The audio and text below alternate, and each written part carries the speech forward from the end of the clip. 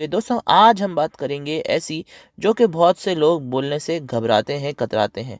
मगर दोस्तों आज हम ये जानेंगे कि क्या कभी खुदा सिखाएगा कि किसी के साथ लड़ाई करो, झगड़ा करो या किसी के साथ ज्यादती करो।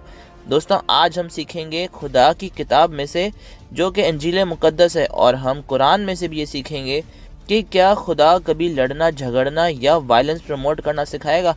आज हम ये देखेंगे और सीखेंगे। दोस्तों कुरान अगर खुदा की तरफ से है तो इसके अंदर अमन और मोहब्बत का दर्ज होना चाहिए। दोस्तों कुरान की वो बेशुमार आयत जिसके अंदर लड़ाई, झगड़ा और दंगे फसाद करने का अल्लाह बताते हैं, वो आयत को निकालने का हुक्म आ रहा है हिंदुस्तान में, यानी कि कुरान को बंद करने की नौबत आ रही है। और ये लॉ बहुत जल्दी हिंदुस्तान में पास होने वाला है कि कुरान को हिंदुस्तान में बंद कर दिया जाए, क्योंकि कुरान का ये मामला अब सुप्रीम कोर्ट तक पहुंचा। इस्लामिक इंजीनियर, कुरान में जो लिखा है उसके ऊपर तो मैं बाद में बात करता हूँ। पहले मैं बाइबल से तुझे बता दूँ मुख्तसर तौर पर कि कितनी मोहब्बत, कितनी अखुवत, कितना इखलाक बयान किया हुआ है ना बाइबल में, ठीक है ना। कुरान के ऊपर इल्ज़ाम लगाने वाले अब पहले बाइबल से हवाला कोट करो, फिर मैं कुरान की बात करता हूँ। सबसे पहले मत्ती की इंजील बाब 10 आयत नंबर 34-35 में ये लिखा है, ये ना समझो मैं ज़मीन पर सुलह करवाने आया हूँ, सुलह कराने नहीं बल्कि तलवार चलवाने आया हूँ। ये ईसा अलैहिस्सलाम फरमा रहे हैं, मैं दुनिया में ज़मीन में सुलह कराने नहीं तलवार चलाने आया हूँ, ठीक है। आयत नंबर 35 में लिखा है, क्योंकि मैं इसलिए आया हूँ कि आदमी को इसके बाप से और बेटी को इसकी माँ से और बहू को इसकी सास से जुदा कर दूँ। इस्लामिक इंजीनियर, ये आयत में मेरे ख्याल से तुमने बाइबल की नहीं पढ़ी है, जहाँ पे ईसा अलैहिस्सलाम तलवार चलवाने के लिए आए हैं, सुलह कराने नहीं आए थे। हैं सास को बहू से, माँ को बेटी से, बेटे को बाप से जुदा करने आए हैं। यहाँ पे कहाँ पे ये बात है कोई अखुवत की, प्यार की, मोहब्बत की, इस आयत में कहीं नज़र आ रही है तुम्हें? अब मैं और भी तुम्हें रेफरेंस देता हूँ बाइबल से।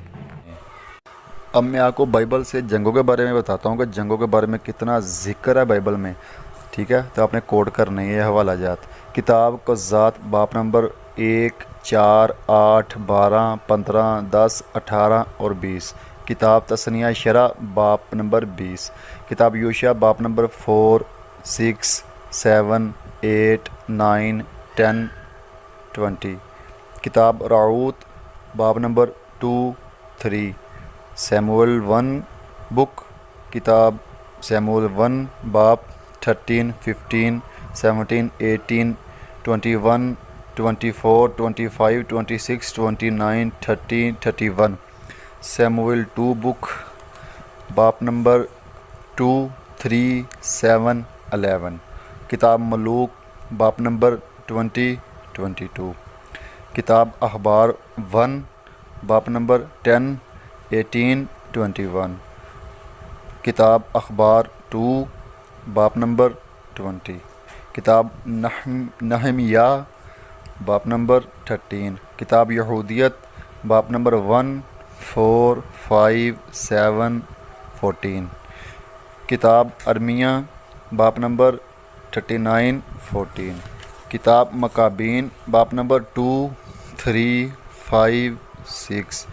मत्ती की इंजील बाब नंबर 2। मत्ती की इंजील बाब नंबर 26। ये मैंने रेफरेंस 53 हवाले 53 रेफरेंस दिए, 53 बाबों का जिक्र किया है मैंने, 53 चैप्टर का जिक्र किया है बाइबल से, कि जिसमें जंगों के बारे में, कताल के बारे में, बच्चों को मार दो, बूढ़ों को मार दो, औरतों को मार दो, जानवरों को मार दो, लाखों मार दिए, हज़ारों मार दिए, जानवर मार दिए। ये बातें हैं, ये बाइबल में लिखी हुई हैं। ये आयतें भी निकालो बाइबल से, फिर ये क्यों नहीं निकालते?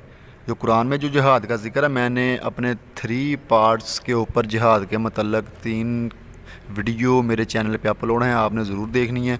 उसमें मैंने जिहाद के मतलब तमाम गलत फहमियों का अजाला करने की कोशिश की है, 3 पार्ट में, बाइबल से और कुरान से, ठीक है।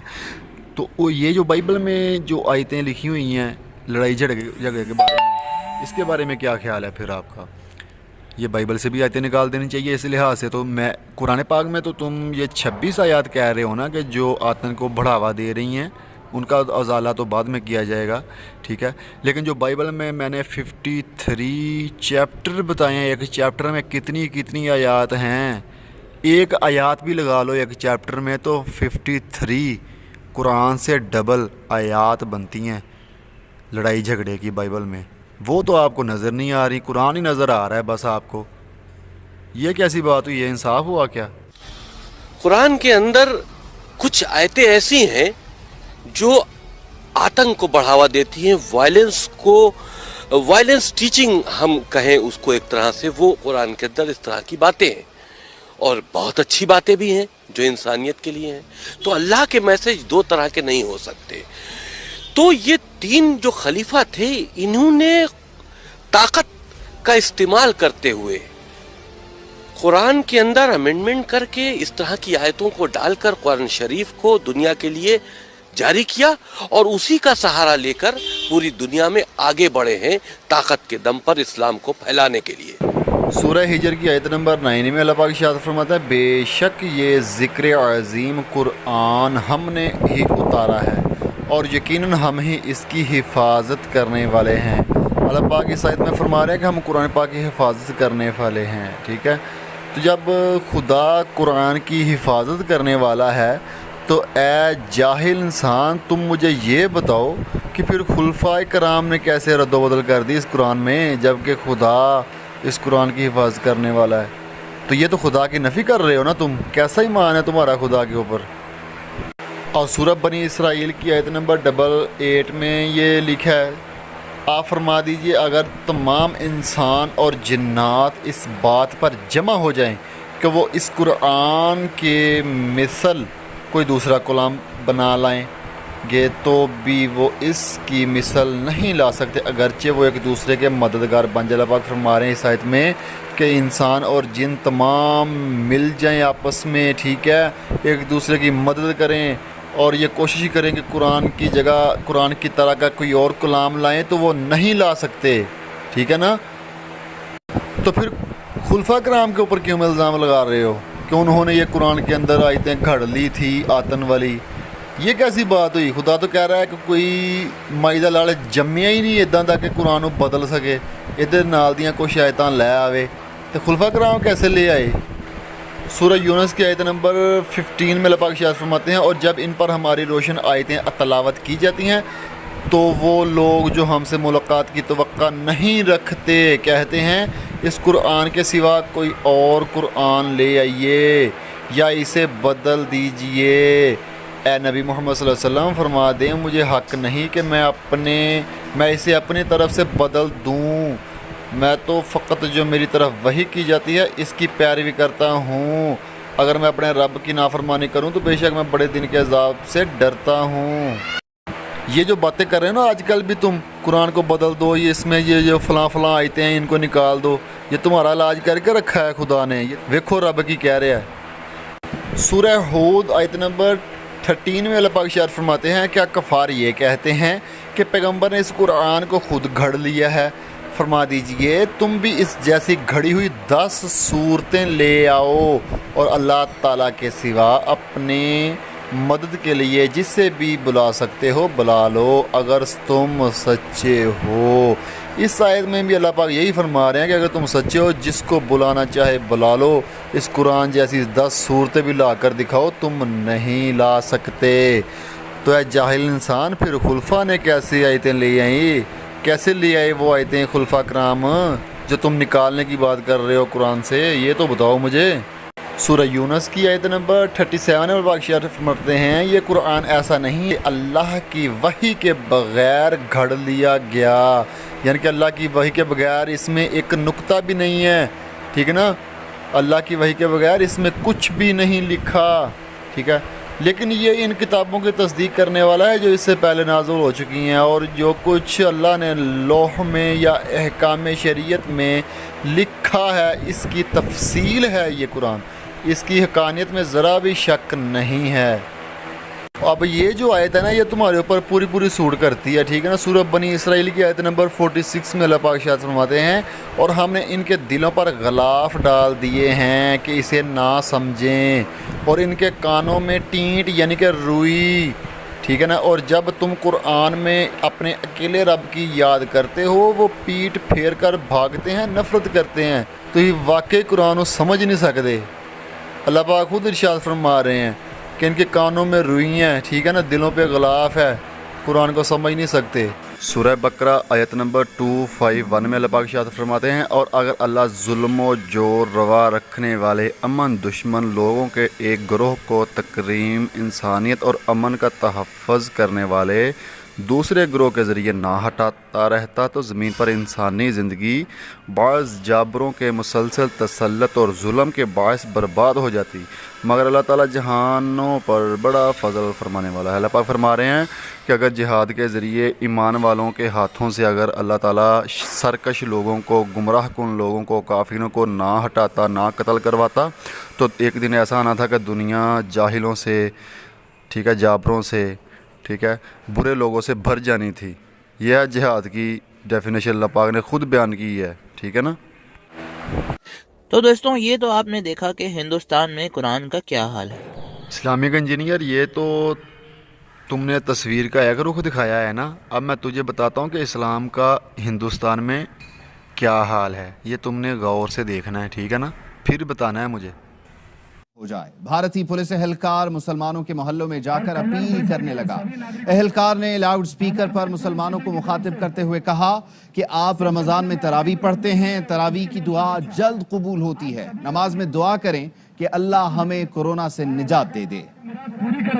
आप जो नमाज अदा करते हैं, अल्लाह ताला से गुजारिश कीजिए कि ये जो कोरोना गए साल से हमारे लोगों को लेके जा रहा है, तकलीफों में डाल रहा है, वो दूर करे। और मुझे यकीन है, मैंने सुना है तरावी की नमाज होती है, बहुत जल्दी सुनी जाती है, तो तहे दिल से आप नमाज में यही मानना कि ये कोरोना हमारे शहर से, हमारे देश से चले जाए। तो मोदी के इंतहा पसंद भारत में जहां अक़लियतें महफूज नहीं, वहां कोरोना की बदतरीन लहर में मुसलमानों का किरदार काबिल सताइश है। नागपुर के बिजनेसमैन प्यारे खान ने 1 करोड़ रुपए की 32 टन ऑक्सीजन नागपुर के अस्पताल को अतिया की है।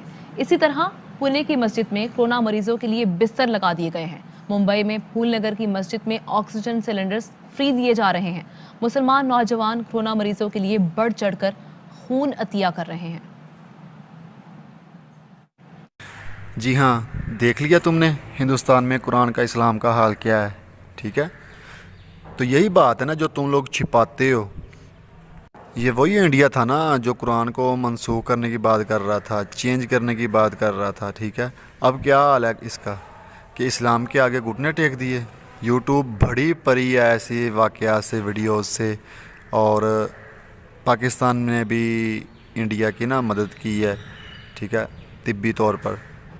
इस्लामिक इंजीनियर, इंडिया ਵਿੱਚ ਤੇ ਹੋ ਸਕਦਾ ਤੁਸੀਂ ਕੁਰਾਨ ਨੂੰ ਬੰਦ ਕਰ ਦਿਓ, ਲੇਕਿਨ ਇਹਨੂੰ ਬਦਲਣ ਦੀ ਜਿਹੜੀ ਗੱਲ ਹੈ ਨਾ, ਜਾਂ ਇਹ 'ਚ ਆਇਤਾਂ ਕੱਢਣ ਵਾਲੀ ਗੱਲ ਜਿਹੜੀ ਹੈ ਨਾ ਤੇਰੇ ਪਿਓ ਦਾਦਾ ਕਰ ਸਕੇ ਨੇ, ਨਾ ਤੁਸੀਂ ਕਰ ਸਕਦੇ, ਨਾ ਤੁਹਾਡੀ ਔਲਾਦ ਕਰ ਸਕਦੀ, ਠੀਕ ਹੈ ਨਾ। ਇਹ ਖੁਦਾ ਦਾ ਵਾਅਦਾ ਹੈ, ਅੱਲਾ ਦਾ ਵਾਅਦਾ ਹੈ ਕਿ ਕੁਰਾਨ ਦੀ ਹਿਫਾਜ਼ਤ ਮੈਂ ਕਰਨੀ ਹੈ, ਤੇ ਖੁਦਾ ਨੇ ਕੁਰਾਨ ਦੀ ਹਿਫਾਜ਼ਤ ਕਰਨੀ ਹੈ। ਤੁਸੀਂ ਜਿੰਨਾ ਮਰਜ਼ੀ ਜ਼ੋਰ ਲਾ ਲਓ, ਜਿੰਨੇ ਮਰਜ਼ੀ ਇੱਕ ਦੂਜੇ ਨੂੰ ਆਪਣੇ ਆਪ ਨੂੰ ਮਦਦਗਾਰ ਸ਼ਾਮਿਲ ਕਰ ਲਓ, ਕੁਰਾਨ ਨੂੰ ਨਹੀਂ ਬਦਲ ਸਕਦੇ, ਠੀਕ ਹੈ ਨਾ। ये मेरा भी चैलेंज है और खुदा का भी चैलेंज है तुम सबको। और हिंदुस्तान की गवर्नमेंट तक इंजील मुकद्दस को फॉलो करने का बोलती है। तो दोस्तों फैसला आपके ऊपर है कि क्या आप ऐसी किताब को फॉलो करेंगे जो आपको लड़ाई झगड़ा और दंगे फसाद करना सिखाएगी, या फिर आप ऐसी किताब को फॉलो करेंगे जो आपको अमन और सुकून और मोहब्बत का दर्ज देगी। लड़ाई झगड़ा दंगे फसाद तो मैंने बाइबल से बता दिए 53 चैप्टर में, ठीक है ना। एक एक आयत भी दंगे फसाद वाली हो तो 53 आयत बनती हैं बाइबल से, बल्कि किसी भी चैप्टर में आज तक मैंने नहीं देखा कि एक आयत हो, ठीक है ना। तो दंगे फसाद वाली आयतें बाइबल से भी बता दी हैं, आपने उसके ऊपर अमल करना है, ठीक है ना।